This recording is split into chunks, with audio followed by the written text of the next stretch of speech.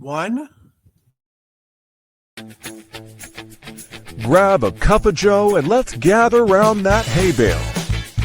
With your hosts, Ann from Andale Homestead, Casey from Ormsby Farms, Monica from Bland's Promised Land Ranch, and Sandy from Suburban Homesteader, Wyoming, Arizona.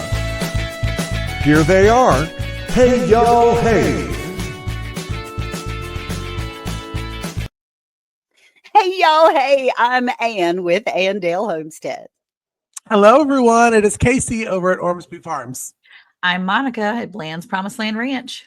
And this is Sandy with Suburban Homesteader, Wyoming, Arizona. Now, y'all, we have a really, really fun episode tonight about foraging. But if you're out foraging right now and just listening to us, but you want to see what we're talking about, head over to YouTube. So we have a Linktree link that's always in our show notes. You can click on that, go over to YouTube, make sure you subscribe so you know when new episodes come out. And then you can see our bright and smiley faces along with pictures when we actually show things. Because I think this episode, Ann, don't you agree that this episode is going to be very important to be able to see instead of just hear? Yes. Because foraging can be, if you're picking stuff that you really shouldn't be picking, and that's not what it is, it could be a little dangerous. So come on over and join us on YouTube, and see the video. So now I'm going to pass it over to Ann and talk more about foraging. Foraging is something that I have really been interested in diving into. I'm not an expert by any means. I'm just cracking the door to a whole world of information. And I mean, there are people that study foraging their entire lives, and they're able to go out and feed their entire family. I remember being a little girl going on a plantation that was here in Edenton, and the wife showed me in the woods the things that they would go and gather, and it's so interesting. So that's what we're going to be talking about tonight, is mostly on the medicinal side of foraging. And I was able to go out in my yard and pick a few things just to share with you tonight. But Sandy, we have some really interesting information to share about how you can medicate yourself with things that you can go and forage naturally. What do you think you might start off with? Well, first, let me do a little side note, okay? We are not medical doctors. This is just experience that we've had from some of it passed down through history of our families. Some of it we've just learned and we've tested and tried things. So always, don't take medical advice from people that are not your doctors. But we're just going to tell you our experiences. And we always want you to make sure that you're knowing the plant that you're picking. You want to be very careful. Now, some things are pretty easy. You see calendula, and Casey's going to pop up a picture of calendula. It's just such a great plant. It's easy to grow in your yard. If you don't pick all the flowers, it's going to seed, and that wind is going to blow it around your yard, and you're going to have little calendulas next spring popping up all over the place. Some you want and some you don't want. But, but when I go foraging, I always bring a couple books, and I like to bring a book that has photographs, and I like to bring a book that has drawings.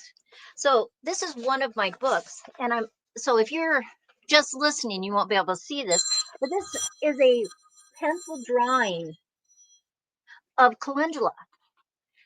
Because once you pick that flower, it starts to wilt before you get home most of the time. And so if you have some references, we were talking before, but we have some plant apps, and that can be very helpful when you're trying to identify a plant, because you always want to be correct on what you're doing. And Casey, now there's different parts to a plant. And so depending on your herb or your flower or your tree, you may use different parts of that plant. So what kind of thing have you used? Have you only used the flowers? Have you only used the leaves? What kind of experience do you have? Well, let me tell you, the one thing that I did is I always listen to Sandy, but she was talking one day about this herbal book, and I'm gonna try to do two things at once and put myself big and talk at the same time, but it doesn't always work. Um, but it's this one right here. It's the complete guide to old world medicinal plants. And the one thing that I love about this is it says, I'm just trying to find one really quickly. It tells you every part of the plant that you can use, It does. and also what it's for. It's a little bit kind of like a textbook style. It is. It's very. There's no pictures. There's no coloring sheets in it, y'all. So I mean, this is truly just for if you want the research on it. But I mean, like right here, it talks about how females can use it. Because sometimes it works differently for females than it does for males. This one is right here is for the painful periods and that kind of stuff. But it breaks it down so nicely for you. All the way, I don't know why I pulled to this one page, and that's the one that I go on. The one page you pull. This should tell you how knowledgeable I am of the herbs. And to answer your question, Sandy, I really haven't done a lot with other than just the flower. One that we have a lot of in the South, and do you have goldenrod? We do. We Yeah. do. That I had to learn when I was on the old homestead what it was because it grew literally like weeds Oh, good. Yeah, good. everywhere. And I dried it out and used it for that. But I haven't really experimented too much with the ones that you can use the roots or the leaves and that kind of stuff. Monica, what are you a person that are you brave enough to try all the different parts yet? I am a forager for my medicinals on the websites. Okay, that's where I forage for my herbs currently. I am not in the I am not one that's actively going out and foraging. Now, I love my little apps like Sandy recommended or said that she, if you're not having the book, I love my little apps.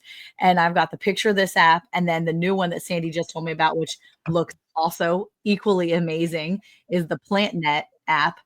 And so I use those because I have kids and they'll often be like looking around the yard or the pasture and they're like, what is this, Mom? And I'm like, I don't know. And I don't carry a book on me 24/7 when I'm just walking. So I pull my phone out, which is always on me, and I take a picture or whatever, and it helps so much. Now, I have yet to really forage and take back things. My sister is really great at that, and she's been learning. And she was telling me about the henbit. I guess henbit is a nettle or a type of nettle. Henbit is one of the ones around here a lot. Oh, okay. It's another name for it. And she's like, "Oh my gosh, henbit's so great!" Blah blah blah. I'm like, "That's great." And then you see like my niece and nephew grabbing it and like eating the like flowers. I'm like, y'all are crazy because this is a farm, but they do that stuff and they love it. And it has like this really fun little taste to it. And they think it's great. And that's about as foraging as I get is the walking with my sister and asking her what's what. But no, I mean, I have used the like the root, like the marshmallow roots. I've used the root of the marshmallow plant.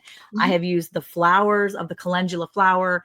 I have used different parts of plants at different times, but my foraging usually comes straight from Amazon. There's nothing wrong with that. No. Though. That's my reality right now. But I do know how to do things with it. Once I have that in my hands, I have learned how to make the salves and how to make the tinctures and how to make the infusions. Those are things I'm actively learning and practicing. And I think we actually have an entire episode on doing infusions, don't we, with like the herbal remedies and things, right? So, I mean, I really, was exciting to do that calendula stuff. And I know Miss Ann's, actively doing that, but that was such a fun thing for me to learn how to do.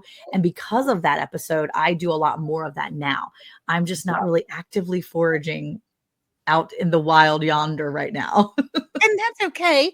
I mean, you're learning is the thing. Exactly. We're all learning, and we're learning what it does, how to utilize it. Eventually, you'll learn how to recognize it, to be able to find it in the wild.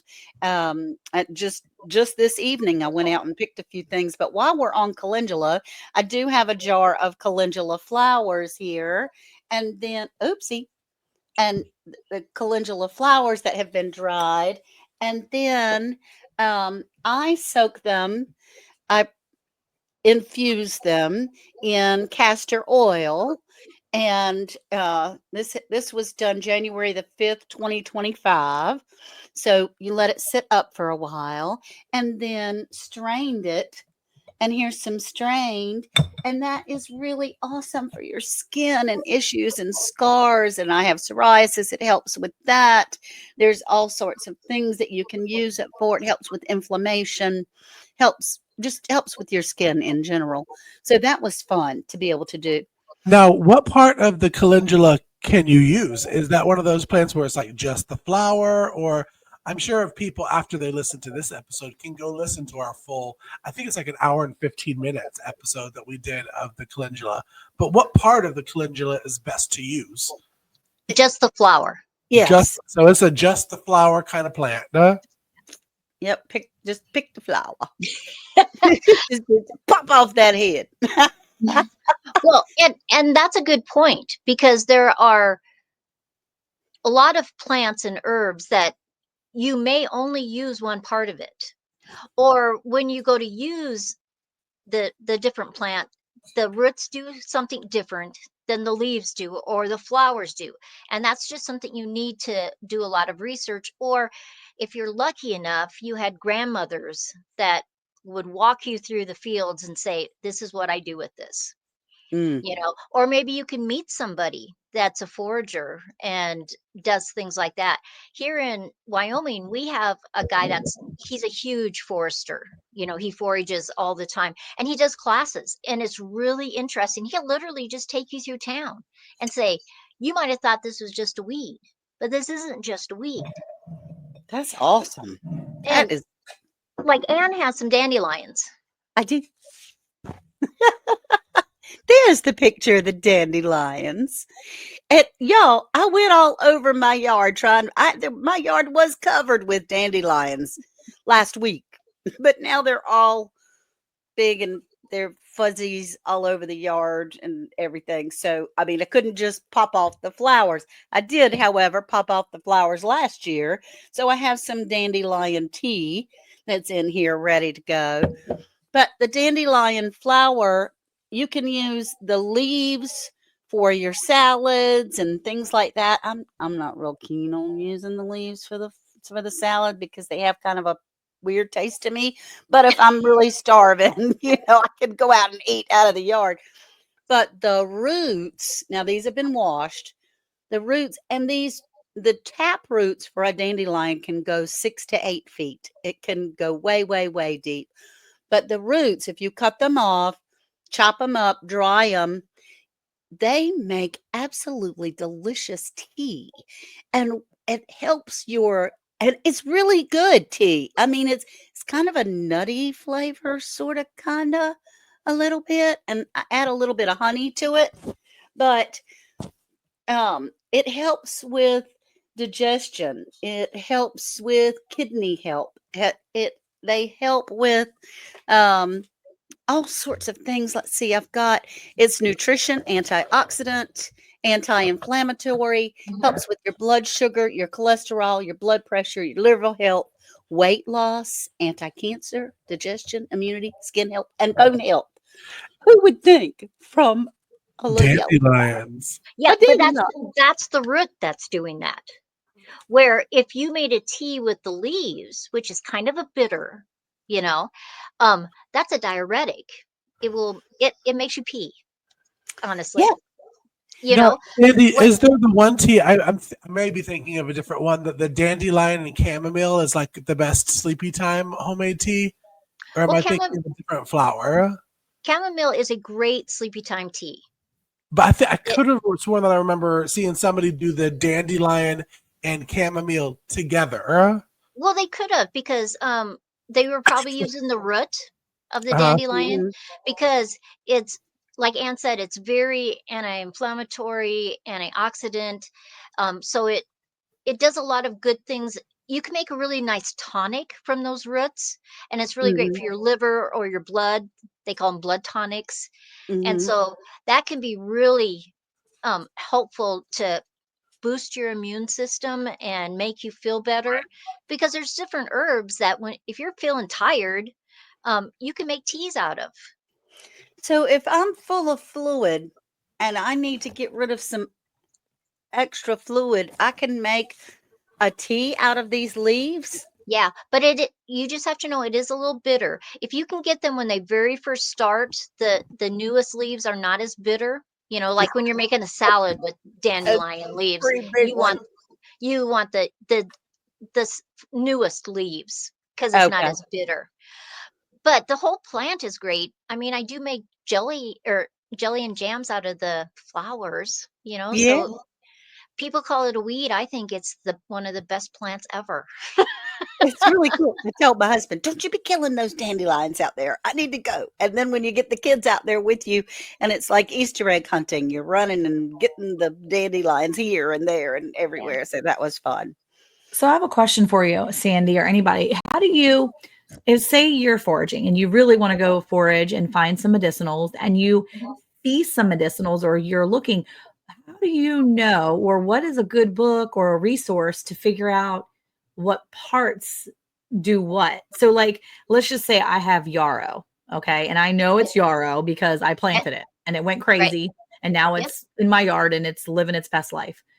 How do I know what parts are useful and which ones are maybe harmful if it was a certain plant? Well, that would be research. That would be having some good books. Now, um, I have always believed that if you could only grow one plant, one herb, you should grow yarrow, Mm-hmm. because the entire plant is good for stuff. Okay. But it's like with yarrow, it's the leaves that can do a lot of things. Like if you have cuts, you're out you when the kids are out someplace, Mhm. you can literally pack yarrow into that cut and it will stop the bleeding. Okay. Um, During wars in the United States, Civil War, when they were getting their independence from Britain, that's what doctors did, because they had to use plants that were around them. Okay. Um, Okay. so you have to have some good books, and there are some great books out there. Like this one is, this is by the same guy of Casey's book, Matthew Wood, and it's a Mhm. book on herbal wisdom. I like it because it has the black and white pictures in there too, besides all the information. Okay. But like there's a book called Wild Medicinal Plants. These are Okay. great books. And see, look at all these tabs of things that I learned from. I Yeah. love it.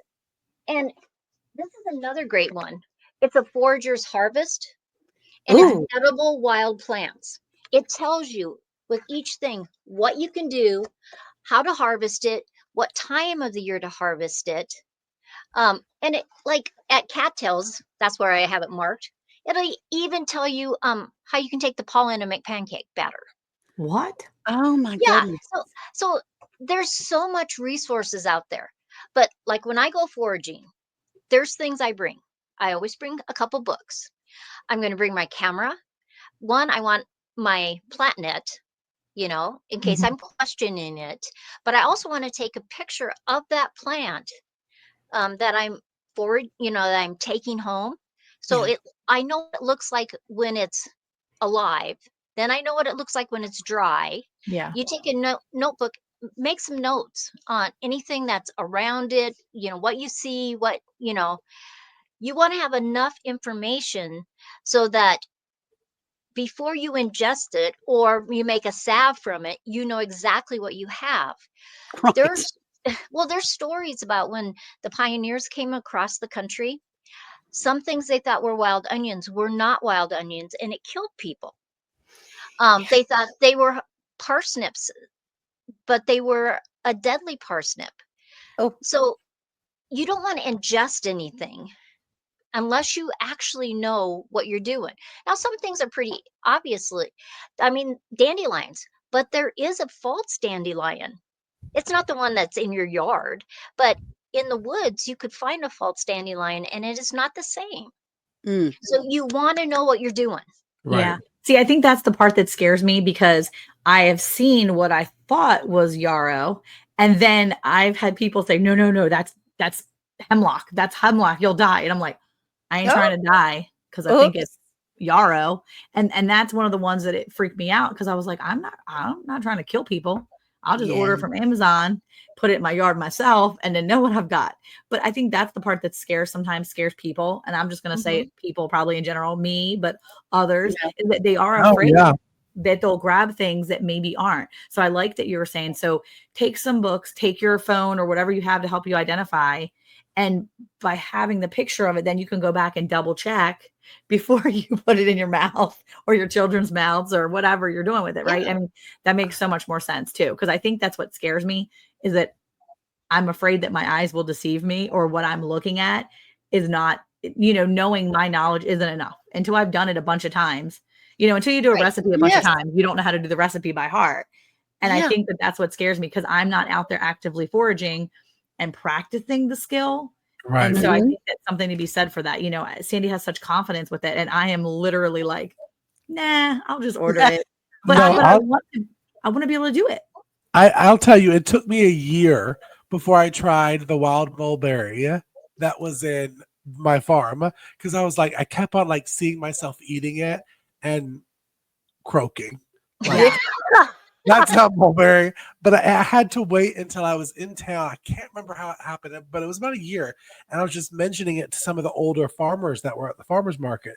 And they're like, oh, yeah, that grows all over the place. I was like, Yeah. oh, well, great. So then I was able to literally forage enough to make a batch of mulberry jam. Yeah. Did I Yeah. not give you that, Monica, when you came to visit? I thought No, but you're reminding me of the grapes that we have in our back. I've seen them. We didn't know they were really grapes. We didn't know what they were.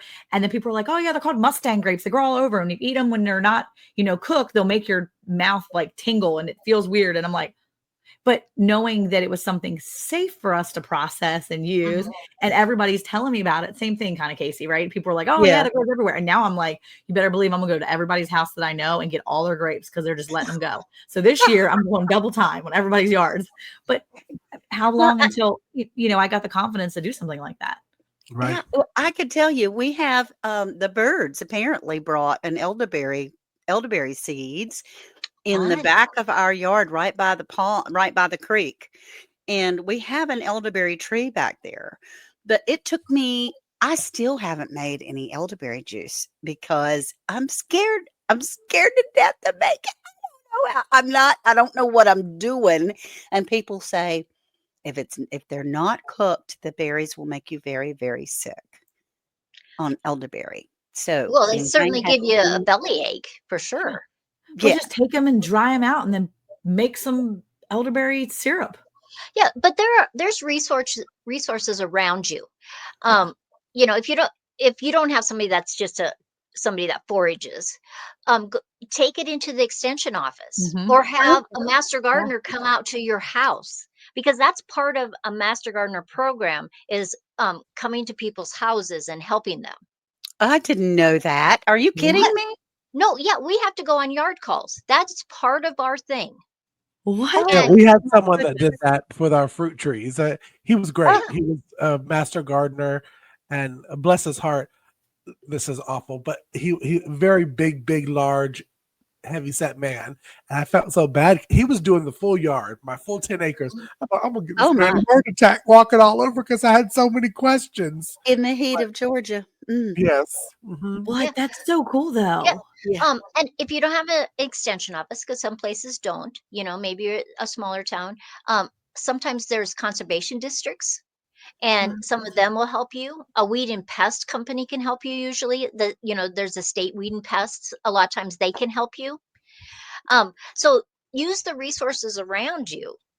Like earlier, we were talking, and Ann said that she had little purple flowers all in her yard. Yeah, Um, I've got 'em right here. and so, Ann, tell us about those. Oh, well, those are the violets that we were talking about Yeah, earlier, but this is purple dead nettle. I hope. That is not purple dead that's nettle. stinging nettles. Oh, it's So, different. It's I'm yeah. different. messing up. So I went around and because previously there were thousands and thousands of these little flowers everywhere, but the weather has changed and they're dying off. And I wanted to get something that looked a little bit green, but this is what it looks like. And it has little purple flowers. Oh, little purple flowers on the top of it. Most of the flowers are gone because of various weather things. And so the purple nettle is also really good. Let's see, I've got my notes here. It is good for nutrition. You can eat it right out of the yard. My grandson did, and he's still alive, still alive. So that's a good thing. But it has vitamin A and C and K and iron and fiber. It helps with the healthy immune function, antioxidant, antibacterial, antifungal, relieves allergy symptoms, which is cool, reduces pain and inflammation, and fights free radicals. But it's just the leaves from my research. It's the leaves and the flowers, not the stems or the roots, or as Sandy says, roots. But it's just the leaves and the flowers. Now, there is an imposter that looks very similar to purple dead nettle. And so it took me like 3 or 4 years to get up the nerve this year, this summer, when it was everywhere. That's when I finally got, and I dried myself some. I didn't put any in a tincture like I wanted to, but I did dry some, and I still am able to go out in the yard and pick it.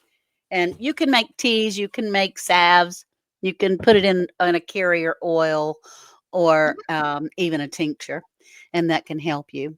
So that was really cool. Casey, will you pop up those little violets? Because I think Anne probably has those in her yard too. I do have little purple Yeah, flowers everywhere, yeah. but So if you pop it up again, see, a lot of people will just, some people call them Johnny jump ups.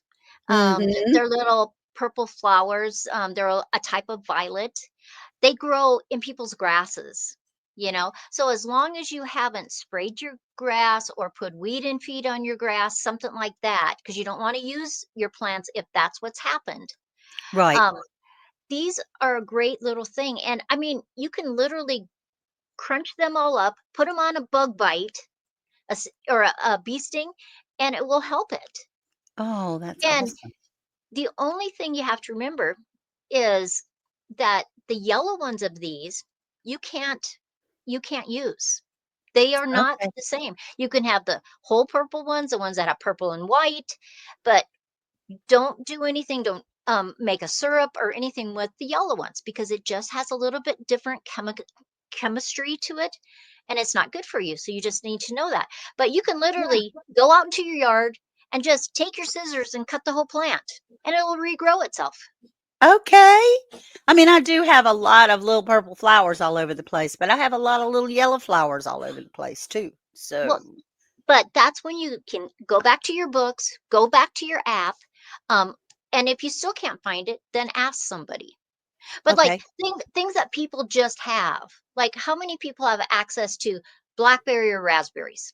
I mean, they may be grown wild, they may be in your yard, but you can literally use the berry, the leaves, the roots, you Mhm. know, and they do different things. Like the berries, you would make like a syrup that maybe for a cough syrup, you can add some other things to it. The leaves are just fabulous, especially for women to add you dry the leaves and you can make it into teas. You can add it to your other tea mixtures. It's just really good for you. Now, If Sandy, what you you said there with the violets, what you said a syrup. What would the syrup be used for if you did like a violet syrup, the blue violet syrup? um you could use that um for sore throat. You could use it sometimes I make syrups that are sweet that I can add to things that don't taste very good. But I wanted to, Okay. especially when the kids were younger and I wanted them to take it, so I could mix that so it kind of masks it. I know that Okay, that that's probably sounds great. terrible, but Yeah. you, with those little violets, you're just using the leaves and the flowers. Okay.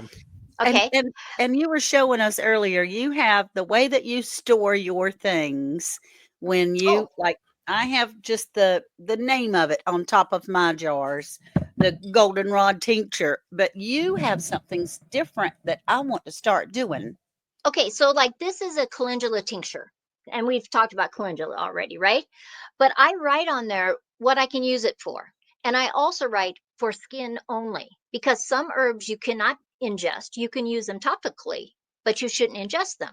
And so, like my calendula, just like when Anne is using the infusion of an oil, my Hmm. tincture I can use for burns and bruises, cuts, minor infections. Actually, an earache, you could actually put it in because it's not actually, you're not ingesting it. Yeah. But that's just It's something I so do. awesome because I mean, if a tree falls on my head, my family's not going to know what to do with all these jars of things that I have made. They're not going to have a clue. So to be able to put the instructions on there of the dosage and what it's used for. Well, right. Like this is called red root. It's a tincture. It's really good for your lymph nodes, your liver, flus, congestion. But I wrote on there, um, 30 drops 4 times a day, Wow. and it's a tincture I made with alcohol. And so then I know, and if you can't take it just like the 30 drops, I like to put it under my tongue just because it goes into your system fast. But you could easily make put it in a tea or orange juice or something that would mask it, and then just drink it down. I did. I got the oregano oil because oregano is the Mm. antibiotic. Huh? Yeah. And Have I some would right put here that I I would made. put drops in bottled water for the day. My big half gallon looking bottle. Yeah. Putting the 30 drops in that, then you're drinking it throughout the day, so you're staying hydrated, but you're also getting that natural antibiotic. Again, Yeah. we are not doctors or anybody here, but we have done our research and it's worked for us. And it really, when I had tooth pains and I thought I was going to need to either get teeth pulled or whatever, when they normally put you on antibiotics, I used the oregano oil or not the oregano oil, the oregano tincture in my water, and it cleared it up for them. That's so awesome. That's Mhm. so awesome. Yeah, Yeah. the medicinals are awesome. I think we're going to do another episode on this or something along this lines in the future, aren't we, Casey? We have another one coming up, don't We we? are. Next week, we're actually talking more about like getting your medicinal cabinet together. I mean, from foraging for the herbs. So Yeah. we'll get to Sandy's brain some more on some fun ways to stock up your That's cabinet. right. Well, Well, we all learn together. yeah, I was going to say we're all going to have a lot to add to that. I think it's fun because we're really able, again, we're not doctors. We don't know what we're doing with, helping you get through this, but we're trying to tell you what we've learned and experience wise. So you have to do your own research and know that what you do, what you feel comfortable doing. I think I say that a lot for my own people when I'm talking to them. You have to do what you feel comfortable doing, not just because Sandy does it or Ann or Casey or I do it. You have to feel comfortable Right. doing it for yourself. That's right. But yeah, I'm really looking forward to next week and talking some more about medicinals and starting our apothecary and having those things on our shelves and how we use them and maybe how you can start doing your own thing like that. So thanks a lot for coming by and listening to us today. It is about that time, and we want you to come and join us tomorrow, because whatever you're listening to today, if it's actually day it's been released, then we're going to talk about it tomorrow over on YouTube at on our evening radio show. So we would love for you to be there and join us and get involved in the conversation. Maybe you have some questions. Maybe you have something to add. We would love to hear from you and have a conversation with you. So don't forget to join us then and come back next week for some more conversation about medicinals and all the things that we're learning as we go along. So until then, we'll talk to you later, and bye, y'all. Bye. Bye, y'all. Bye.